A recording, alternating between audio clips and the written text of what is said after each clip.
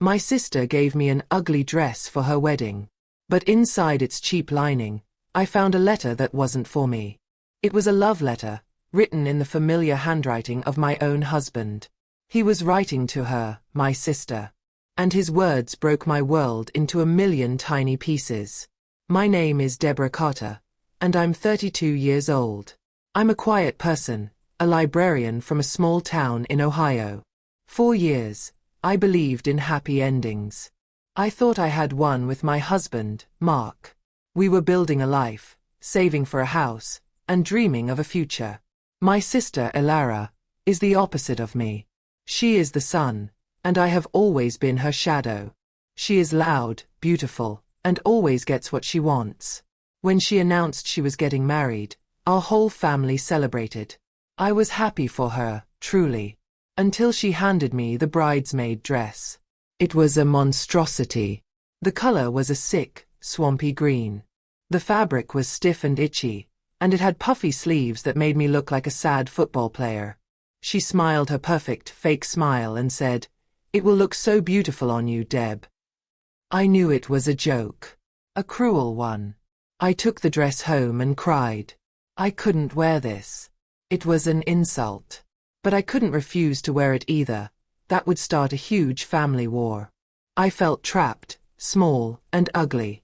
That was always Elara's goal, to make sure everyone knew she was the star of the show. So, I decided to fight back in my own quiet way. I took the dress to an old tailor named Mr. Petrov, a man known for creating magic with a needle and thread. I asked him if he could change it, to make it beautiful. He looked at the awful dress and nodded slowly. "I can try," he said. A week later, Mr. Petrov called me. His voice was serious. "Mrs. Carter, you need to come to my shop. I found something." When I arrived, he showed me a small hidden pocket he had discovered, sewn deep inside the dress's lining. Inside it was a folded piece of paper. I unfolded the letter, my hands shaking. I recognized Mark's handwriting immediately. It read, "My dearest Elara, soon you will be married, but you will always be mine. This wedding is just a show. Once he's gone, we can be together." My heart stopped beating. The man I loved and the sister I grew up with were planning to betray everyone. And today is the wedding day. My new dress, the one Mr. Petrov made from the ugly green fabric, is hanging in my closet. It's no longer ugly. It's a masterpiece. It is beautiful, elegant, and powerful. But now, it's not just a dress. It's my armor. It's my weapon. What I'm about to do will not just stop a wedding. It will tear our family apart forever. I promise you, what's coming next is something you will never forget. Let us know in the comments where you're watching from. And if you're ready to see this perfect wedding crumble, make sure you hit that subscribe button. Just now, my phone buzzed. It's a text message. It's from my husband, Mark. It says, "She has no idea, does she? See you at the altar." He thinks he sent it to Elara. But he accidentally sent it to me. I stared at the phone. Mark's words, "She has no idea, does she?" echoed in the silent room. A strange quiet settled over me. There was no screaming, no crying. The part of me that felt pain had gone numb. In its place, something cold and sharp began to grow. He was right. The old Deborah had no idea. But a new one was standing here now. I placed the phone down on the dresser, right next to the secret letter from the dress. They were two pieces of a terrible puzzle. A picture of my husband and my sister, two smiling monsters who had fooled me for years. My revenge wouldn't be loud. It would be silent and perfect. I suddenly remembered last Christmas. Mark gave me a small, simple necklace. He said money was tight. But later that day, Elara showed off a glittering diamond bracelet. She claimed her fiancé, David, gave it to her. I remember seeing Mark glance at her wrist with a private, proud smile. I felt a prick of jealousy then, but now I understand. It was a lie, all of it. One of how many? The letter mentioned a plan for, once he's gone. What did they mean by that? It felt darker than just an affair. Were they planning to ruin David? He came from a very wealthy family, and my sister always cared about money more than anything else. I walked to the mirror and looked at myself. The woman staring back was not the same person who woke up this morning. Her eyes were not filled with tears. They were filled with ice. I slipped on my remade dress. The swampy green was gone, replaced by a deep, beautiful emerald. It felt like battle armor. From downstairs, the wedding music began to play. Guests were laughing, unaware of the storm that was about to hit them. They came for a celebration, but I was about to give them a show they would talk about for the rest of their lives. What do you think I should do? Should I stop the wedding now, or wait for the perfect moment? But I knew a letter and a text might not be enough. They would deny it. They would call me crazy, jealous. They would paint me as the villain. I needed proof that no one could argue with. Something solid. Something that would make everyone gasp. And I knew exactly what it was. The diamond bracelet. If I could prove Mark bought it for her, their entire story would shatter. Ilara was sentimental about her conquests. She would have kept the box or the receipt somewhere in her room. I had to find it. I had to get into her bridal suite before the ceremony started. I crept out of my room, my soft shoes making no sound on the thick carpet. My heart pounded like a drum against my ribs. Her door was just ahead. I had only a few minutes before everyone would be looking for the bridesmaids. Get in, find the proof, and get out. It was a simple, terrifying plan. As I reached for the doorknob, I froze. The door was cracked open. I could hear whispers from inside. It was Ilara, and she was crying. And then I heard my mother's voice, cold and firm. "You will forget that boy and you will marry David," my mother hissed. "This wedding is the only thing that can save our family from ruin." I stood frozen outside the door, my mother's words echoing in my head. Save our family from ruin. What ruin? And who was that boy Ilara was supposed to forget? I had been so sure he was Mark. But what if I was wrong? What if this story was even darker and more twisted than I imagined? My perfect, simple plan for revenge suddenly felt messy. If I exposed Ilara and Mark, would I be destroying my entire family? My mother was part of this. She was actively pushing my sister into a marriage she didn't want. The ground beneath my feet felt like it was crumbling. Suddenly, the whispering inside stopped. I heard the sound of footsteps coming towards the door. My heart hammered against my ribs. There was nowhere to go. I squeezed myself into a small alcove behind a tall leafy plant, making myself as small as possible. I held my breath, praying no one would see me. The door opened and my mother stepped out. She looked like a queen, her face calm and composed, hiding the ugly words she had just spoken. She scanned the hallway, her eyes passing right over my hiding spot. Then she turned and walked away. The moment she was gone, I let out a shaky breath. This was my only chance. Ilara was alone. I quietly pushed the door open and slipped inside her room. It was a beautiful suite, filled with white roses and sunlight, but it felt cold.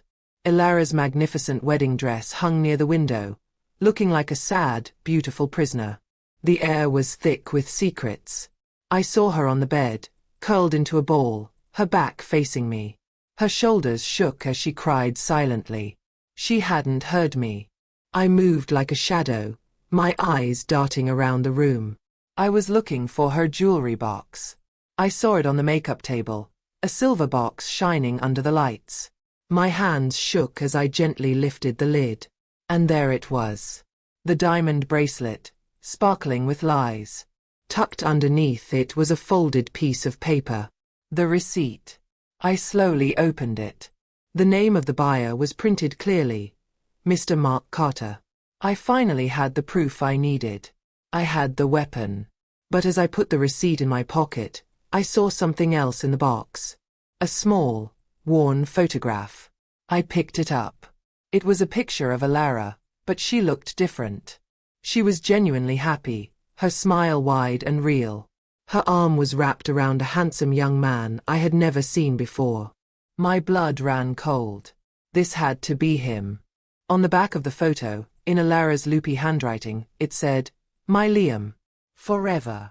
If Alara was in love with this Liam, then what was she doing with Mark? This wasn't a love affair. It was a transaction. A cold, calculated deal. Just as this sickening realization washed over me, a quiet voice spoke from the bed. Alara hadn't moved. She hadn't turned around. But her voice was clear and filled with a strange sadness. "I know you're in here, Deborah." My sister's voice hung in the silent room, calm and heavy. I was caught. My first instinct was to hide, to run, but I forced my feet to stay planted on the floor. I was done being invisible. I stepped out from behind the vanity, holding the picture of Liam. Our eyes met in the reflection of the large mirror. She slowly turned to face me, her perfect makeup now a mess of tear tracks. She didn't look angry. She just looked defeated. "I knew you'd figure it out eventually," she whispered, her gaze falling to the photo in my hand. "It's true, Deb. I love him. I love Liam with my whole heart." "Then why, Alara? Why are you marrying a man you don't love?" My voice was colder than I expected.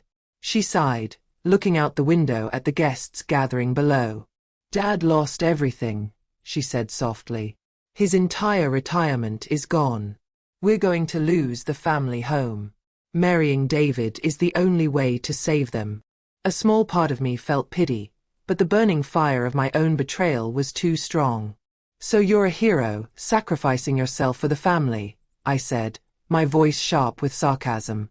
"But that doesn't explain my husband.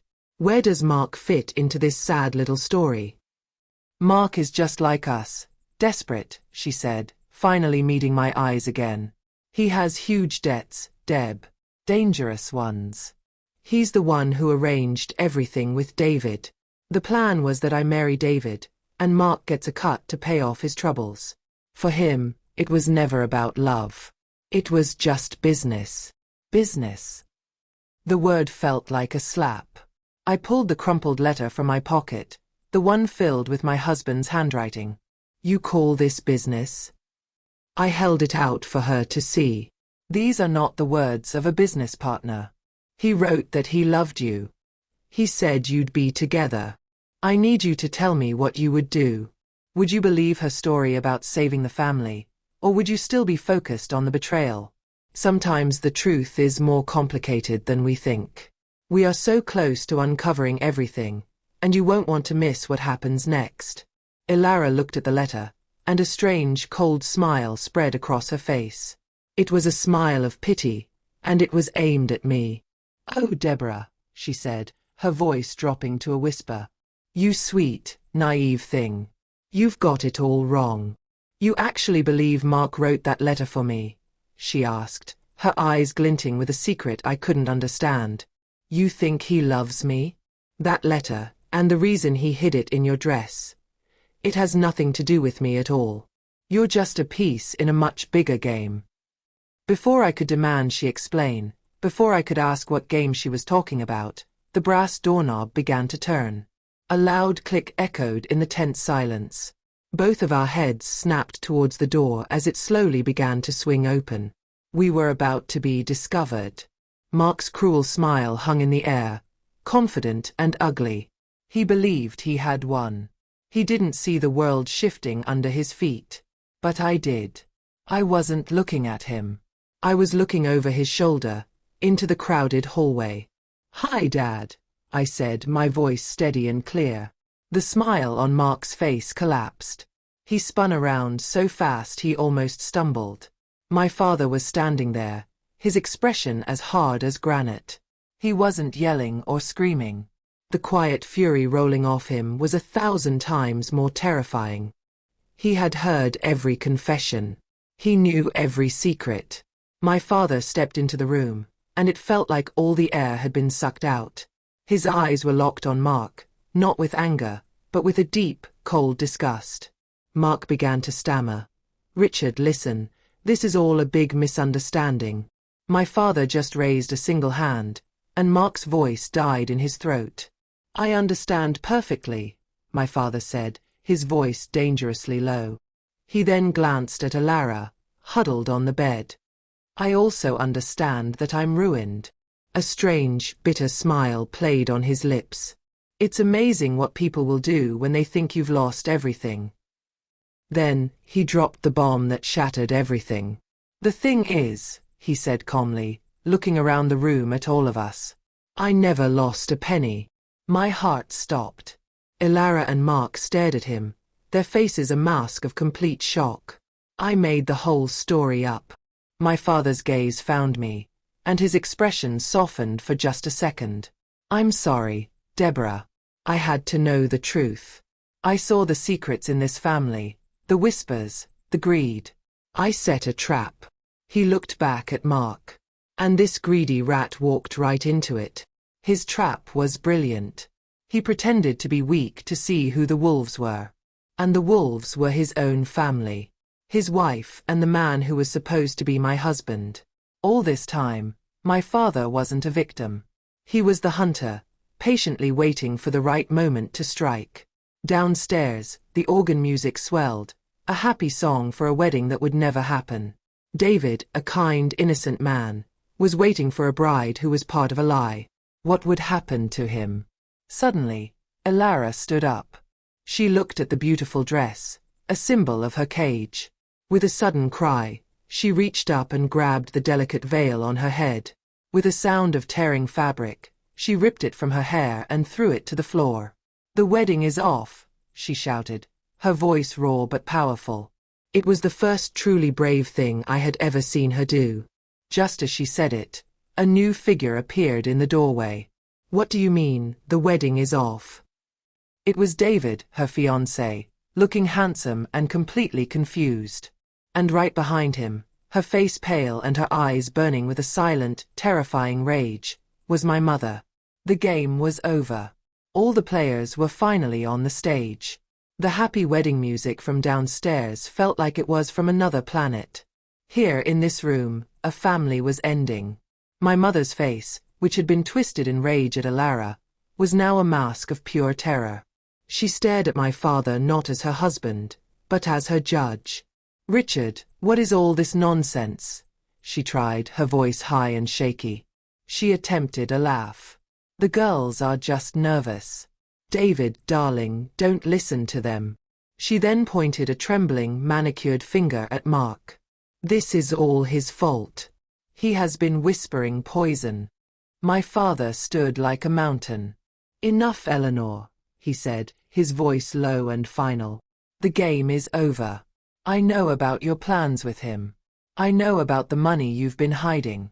This was never about saving our family. It was about you starting a new one. You can't prove a thing, she shrieked, her voice cracking, her eyes darting around for an escape. This was my moment.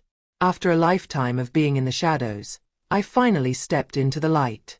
I held up the letter that had started this nightmare. I looked directly at my mother, the woman who was supposed to love me most. I can prove it, I said, my own voice surprising me with its strength. Mark wrote this love letter. But it wasn't for my sister. I let the silence hang for a second before finishing. It was for you. In the horrible silence that followed, a different voice cut through. It was David, the innocent groom. He looked at Alara, his eyes filled with a deep, heartbreaking sadness. Just tell me, he asked her softly. Was any of it real? Alara met his gaze and finally told the truth. No, she whispered, tears flooding her eyes. I'm so sorry, David. My father took charge. Eleanor, you will be out of my house by tonight, he said, his voice leaving no room for argument. He then turned to Mark, who was trying to shrink into the wall. And as for you, I'm sure the police will be very interested in your financial planning. The villains of my story were finally defeated. But sometimes when one monster is slain, a bigger one is revealed. If you think this story is over, you are wrong. The biggest secret is still buried, and we're about to start digging. Let me know in the comments if you're ready for the final twist. David nodded, accepting the impossible truth with quiet grace. As he turned to leave the room and his broken wedding, he paused and looked at me. He gave a small, sad smile. "For what it's worth, Deborah," he said, "you look beautiful." It was a tiny spark of kindness in a world of darkness. As the door closed behind him, my mother let out a horrible, bitter laugh. All pretense was gone. Her face was pure venom. "You think you've won?" she spat at me. "You think you know everything now?" She smiled a terrible smile. "Go ask your father why the trust fund was a secret. Go ask him what really happened to his own mother." The security guards led my mother and Mark away. Their ugly fight was over, but my mother's final words lingered in the air like a poisonous fog. I wasn't looking at them anymore. My eyes were fixed on my father. The strength he had shown just moments ago seemed to drain away, leaving him looking old and tired.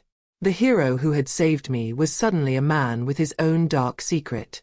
Ilara was in the corner, speaking softly to David, trying to piece together the wreckage she had caused.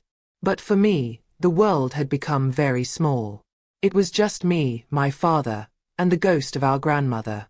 "Dad," I said, my voice barely a whisper. He finally met my eyes, and I saw a deep sadness there. "Not here," he said, his voice thick with emotion. He led me by the arm, away from the chaos of the bridal suite, to a quiet, empty hotel library with dark wood walls. He closed the heavy doors, and we were finally alone. He sank into a large leather chair, the weight of the world on his shoulders. I stood before him, feeling like a little girl again. "Dad," I asked, "what did Mom mean? What really happened to Grandma Rose?" He took a long, slow breath. "Your grandmother was a sharp woman," he began, his voice raspy. "She loved you and Ilara very much.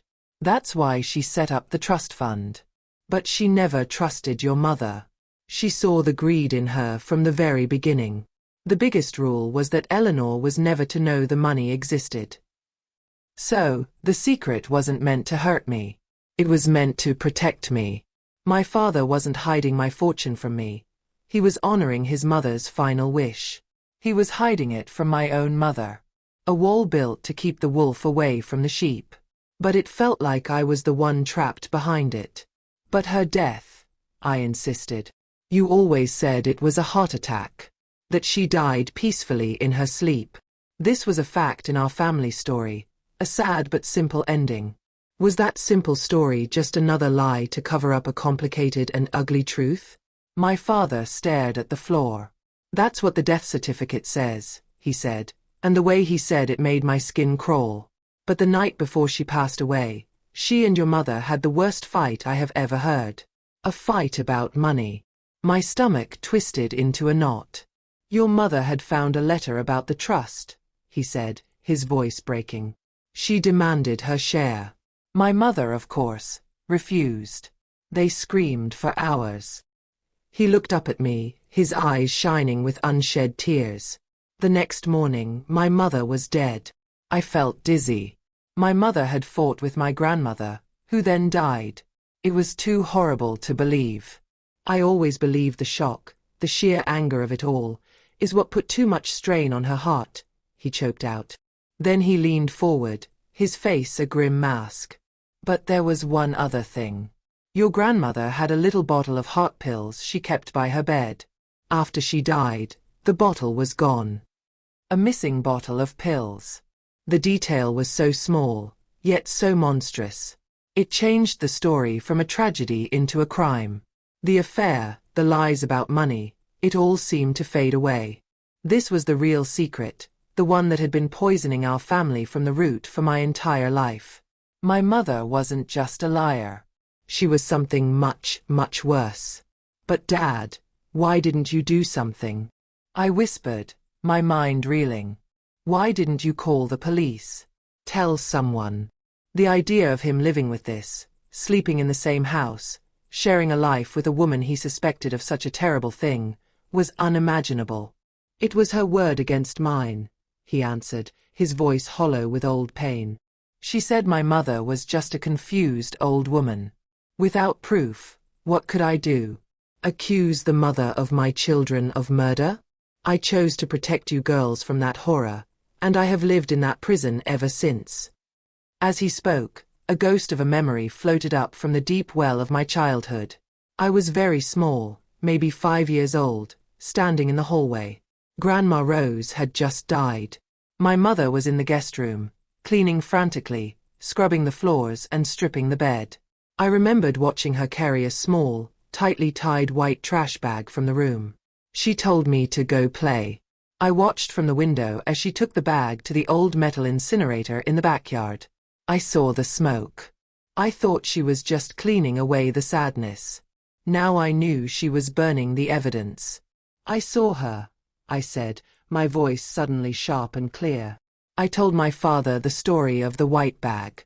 As I spoke, I saw the last bit of doubt leave his eyes, replaced by a terrible certainty. My long-forgotten memory had just confirmed his deepest, darkest fear. My personal anger towards Mark felt like a distant echo now. This was for the grandmother I never got to know. It was for the father who had carried this impossible burden alone for decades.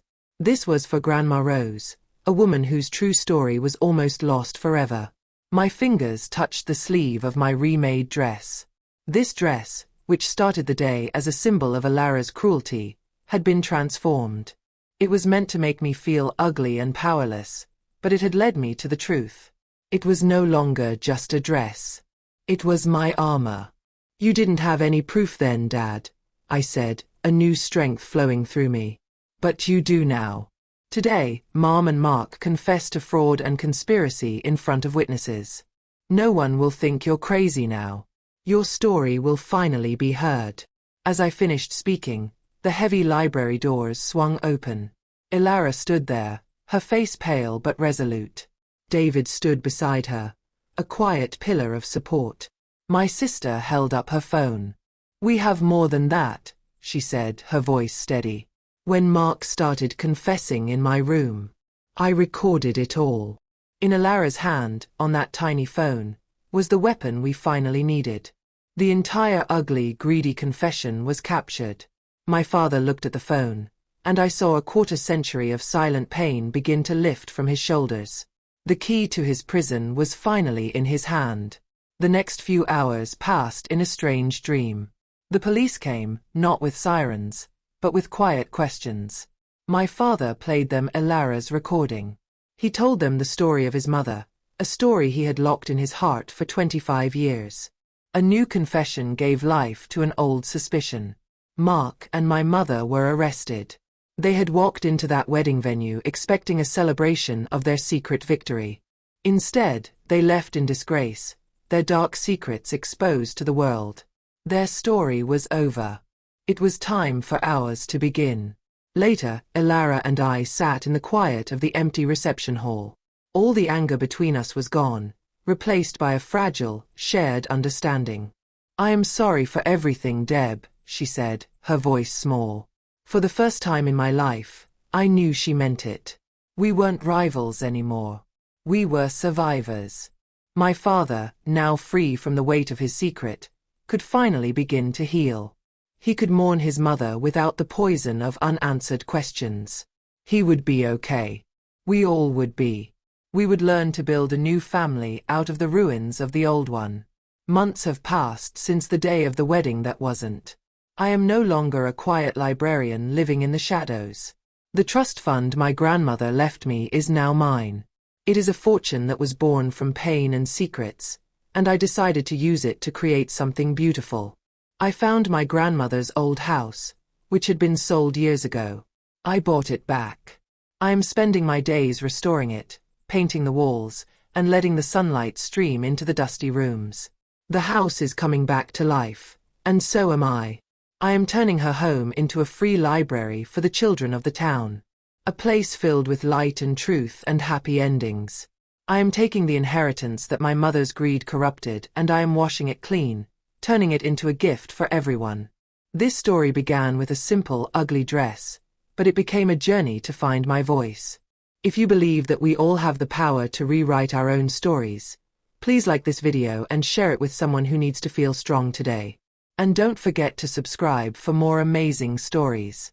I still have the remade dress. It hangs in my closet, a shining emerald green. It reminds me that people will try to hand you ugliness. They will try to tell you who you are. But you never have to accept it. You can take what they give you and remake it into something powerful and beautiful, all on your own.